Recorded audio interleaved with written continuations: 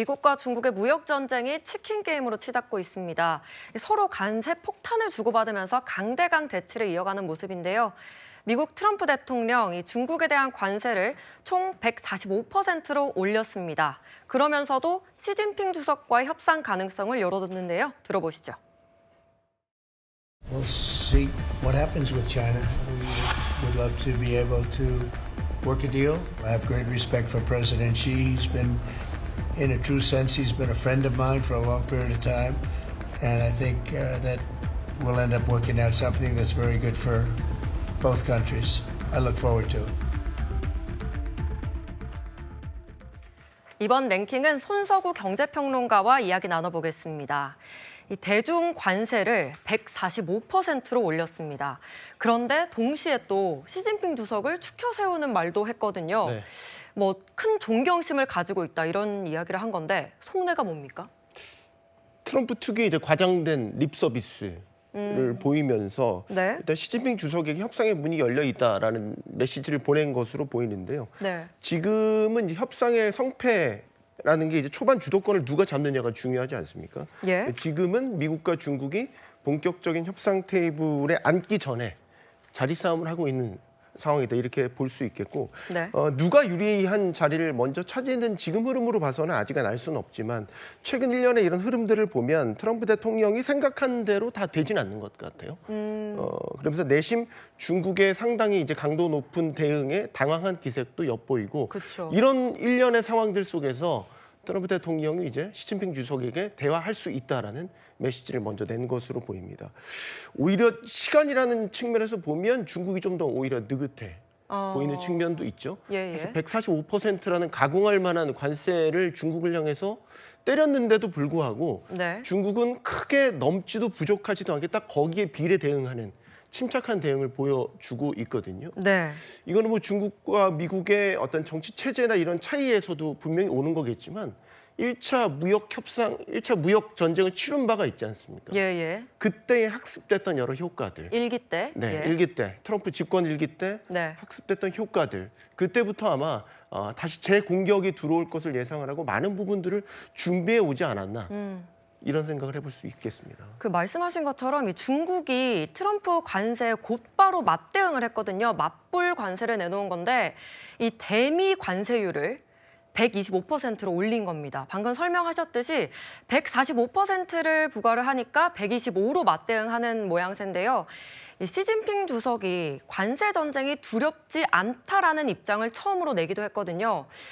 새벽에 백악관이 입장을 밝혔는데 이런 보복, 중국에 좋지 않다 이렇게 또 맞받아치기도 했습니다. 중국이 생각보다 말씀하신 것처럼 만만치가 않은데 그럴 네. 수 있는 배경, 방금 말씀하신 것처럼 준비를 해왔다. 어떤 준비를 해왔습니까?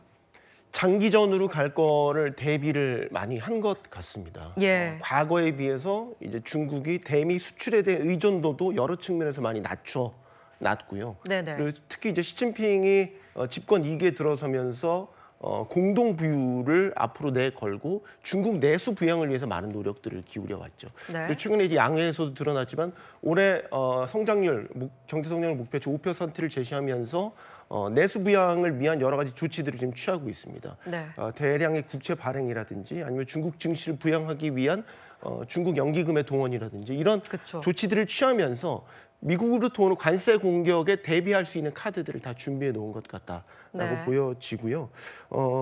최근에 그 시진핑 주석이 그 미국의 관세 공격을 받고 처음으로 공개 반응을 내놓은 메시지가 있어요. 여기를 보면 이게 스페인 총리를 만난 자리였는데 이런 이야기를 했습니다. 70여 년 동안 중국의 발전은 늘 자력갱생이었고 고된 투쟁을 통해서 이루어져 왔다. 불합리한 억압을 두려워하지 않는다라고 말이죠. 네.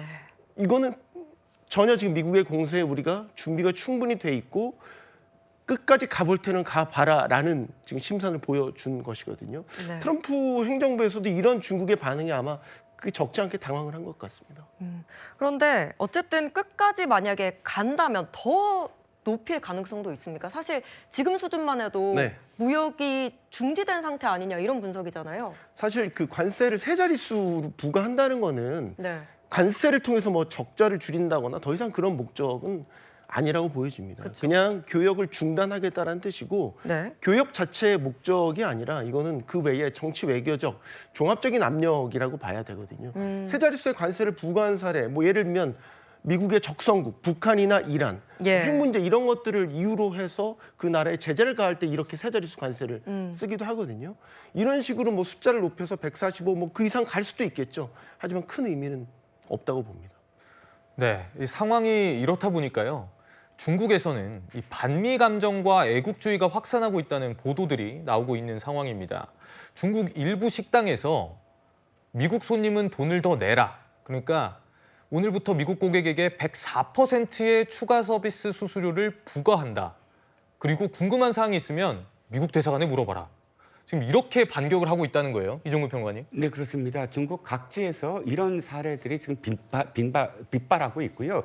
이건 어떤 의미에서는 시진핑이 지금 미국에 대해서 우리도 관세를 이렇게 하겠다라고 할 수 있는 힘이 된다고 생각을 해요. 왜냐하면 중국이 시진핑이 공동 부유도 약속을 하지만 사실상 부동산 경제 정책의 실패로 말미암아 이번에 시진핑에 대해서 사실 전체적으로 봤을 때 아무리 공산주의 국가지만 지지가 좀 낮아지고 있는 상황에서 미국이 이렇게 됨으로써 애국주의 전선이 이렇게 쫙 일어나고 있거든요. 이것을 또 시진핑은 이 14억 인민의 눈을 의식하지 않을 수 없어요. 예. 그러니까 당당하게 맞서야 된다라는 그 기본적인 어떤 토양이 바로 이런 애국주의의 어떤 그런 확산, 그리고 공동부유가 지금 중요하지 않다. 또 시진핑이 잘못하고 있는 게 아니다. 미국의 잘못이다라고 눈을 돌릴 수 있는 어떤 기회라는 것이죠.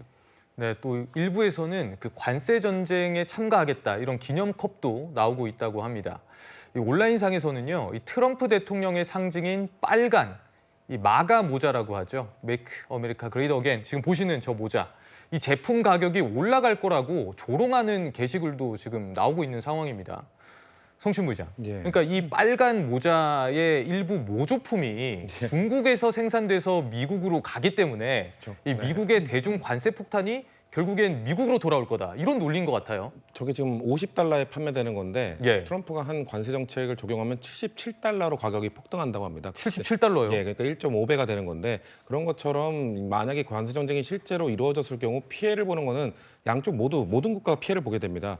과거에도 1929년 대공황 때 그때도 공화당이 주도해서 스무트홀리 관세법을 통과시켜서 아주 높은 세율을 적용했었거든요. 예. 그렇게 됐을 때 유럽 그때는 상대가 중국이 아니라 유럽이었죠. 유럽에서 맞불 정책을 하니까 세계 교역량이 급감했고 미국 경제도 살아나지 못하고 오히려 죽었어요. 기업들도 더 힘들어지고 그렇기 때문에 역사상 최악의 경제 정책 중 하나로 뽑히는 건데 그렇기 때문에 그 당시 근데 관세가 60%였습니다.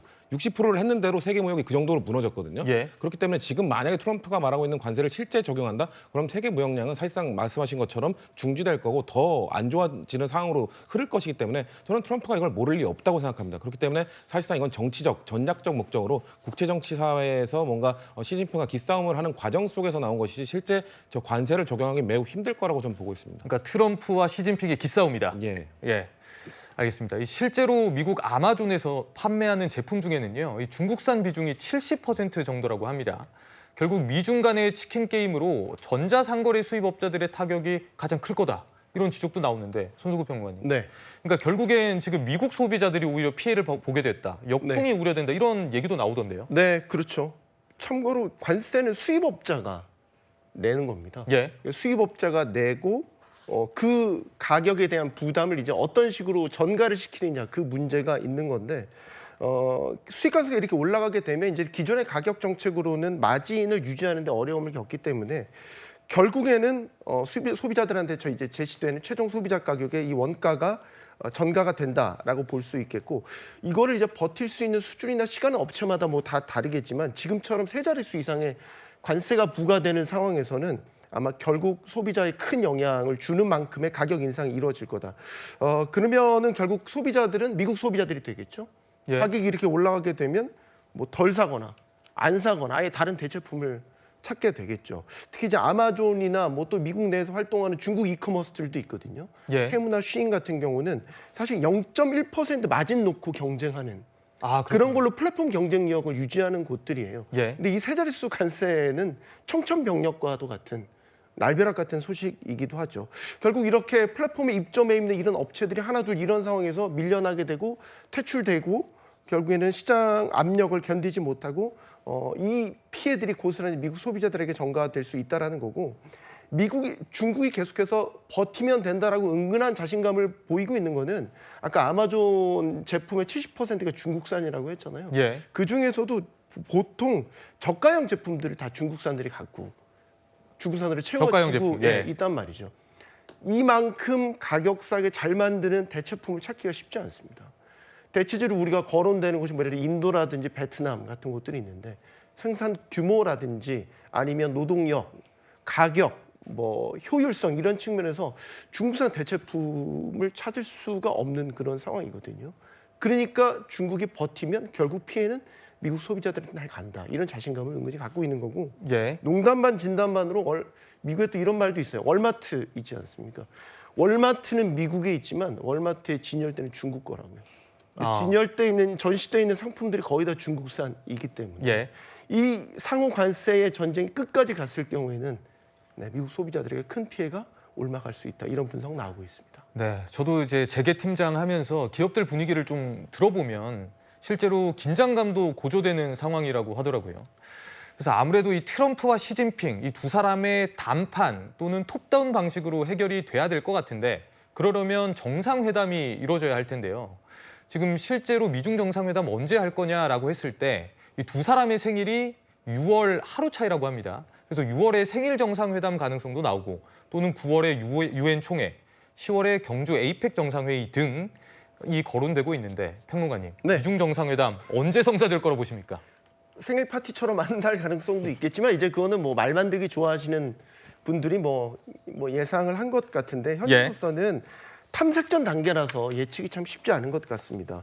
그리고 이제 제가 전해 들은 바로는 미 중간에 직접 소통 채널은 지금 거의 다 닫힌 상태라고 하거든요. 예. 다만 이제 미중 양국 모두 끝까지 가는 거는 원하지 않을 테니까 언젠가는 만나겠지만 서로 명분과 실리를 살릴 수 있는 카드 조합을 맞춰보는 과정이 필요할 거고 이 시간이 저는 적게 걸릴지는 않을 것 같습니다. 예. 그리고 이제 여기에서 전제는 이거죠. 서로의 정말 아픈 부분까지는 건드리지 말아요. 레드라인은 넘지 말아야 된다는 거. 예를 들면 중국은 미국의 국채를 대량으로 팔아버린다라든지 아니면 미국은 미국 내에서 활동하고 있는 중국 기업의 자산을 동결하는 뭐 이런 강력한 조치들을 취하는 것까지는 가지 않아야 된다라는 전제하에서 서로 카드를 맞춰보는 시간이 필요할 거라고 봅니다. 트럼프 대통령이 중국 이외의 나라에 대해서는 상호 관세를 90일간 유예했습니다. 일단 중국과의 협상에 화력을 집중하는 모양새인데요. 이후 상황에 대해서는 지켜봐야 한다고 했습니다. 들어보시죠. At the end of the 90 days, will you put those higher tariffs in place? And then we go back to where we were. You wouldn't extend the pause? Yeah, we'll have to see what happens at that time. 그런데 이런 와중에 주한 중국 대사가 SNS에 올린 글이 논란이 되고 있습니다. 이 미국이 상호 관세를 유예한 게 중국 덕이다. 무슨 의미입니까? 그러니까 우리가 이렇게 저항을 했기 때문에 다른 나라들은 유예가 됐고 낮게 유지가 된 거다라고 지금 이야기를 하고 있는 것 같아요. 그러니까 특히 중국은 한국에게 너희들 항상 미국과만 좋게 지내지 않았느냐, 우리랑 사이좋게 안 지냈지. 근데 결국 미국이 했던 건 뭐야? 사이좋게 지냈던 너네들한테 관세 때리려고 했잖아. 근데 그거를 낮춰준 건 결국 우리가 역할을 했기 때문이야라고 우리에게 얘기하고 있는 것이거든요. 네네. 근데 저는 저희 나라 같은 경우는 중국이 갖고 있는 문제 말고 저희는 방위비 분담금 문제도 있거든요. 그렇기 때문에 이 문제를 그냥 쉽게 볼 것이 아니라 상당히 영리하게 대처해야 됩니다. 분명 트럼프는 경제 정책뿐만 아니라 방위비 분담금 관련해서도 한국에 많은 요구를 하게 될 거고 실제 진행이 되고 있는 상황인데 그렇게 되면 안보에도 문제가 생길 수 있기 때문에 우리나라의 좀 영리한 대처 이런 것들이 좀 필요하다고 생각합니다. 예, 지금 영상에 미국 양과 중국 양 부딪혔는데 미국 양이 좀 어질어질하는 이런 영상도 같이 중국에서 올린 겁니다. 자, 오늘 오전에 나온 보도에 따르면 이 트럼프 대통령이 예외가 있을 수 있지만 상호 관세는 10%가 하한이라고 밝혔는데 예외가 있을 수 있다고 하네요. 네. 우리나라는 어떻게 협상을 좀 해야 합니까? 예외가 있을 수 있다라는 거에 방점을 찍어야 될까요? 10%가 하한이라는 거에 방점을 찍어야 될까요? 아하. 그것도 판단을 좀 해봐야 될 것 같은데 일단 트럼프식 밀고 당기는 화법이 또 나왔다라고 볼 수 있는 거죠. 그러니까 90일 연장 조치도 더 연장할 수 있다는 뜻도 이전에 시사를 한 바가 있습니다. 네. 여기 이제 10%가 하한이라지만 예외가 있을 수 있다. 이거는 사실상 모든 걸 다 열어놓고 개별 국가별로 협상을 하겠다라는 뜻 아니겠습니까? 우리는 사실 지금은 사실 무력화되긴 했지만 미국과 우리나라는 자유무역협정 FTA를 통해서 기본적으로 무관세 교역을 해왔던 국가들 아니겠습니까? 그래서 우리의 목적은 자명하죠. 수출 의존도가 높기 때문에 미국 측의 관세 공격에서 최대한 양보를 끌어내야 된다. 네. 이러면은 기본 관세 10%만 받든지 아니면 그것조차도 양보를 끌어내서 관세 예외를 받아내든지 이런 게 우리 이제 목적이라고 볼 수 있는데 이 과정에서 우리가 얼마나 더 내줘야 되는지 양보해 주느냐 이제 그게 관건일 것 같은데 한 가지 걱정은 그거죠. 우리가 대행 체제이기 때문에 예. 한계 협상 전략을 짜는 데 있어서 한계는 좀 뚜렷하게 있을 것 같다라는 생각이 듭니다. 예, 말씀하신 것처럼 우리나라 경제에 미칠 파장 그리고 우리의 대응, 우려와 기대 모두 나오고 있습니다. 실리 챙기는 협상 필요해 보입니다.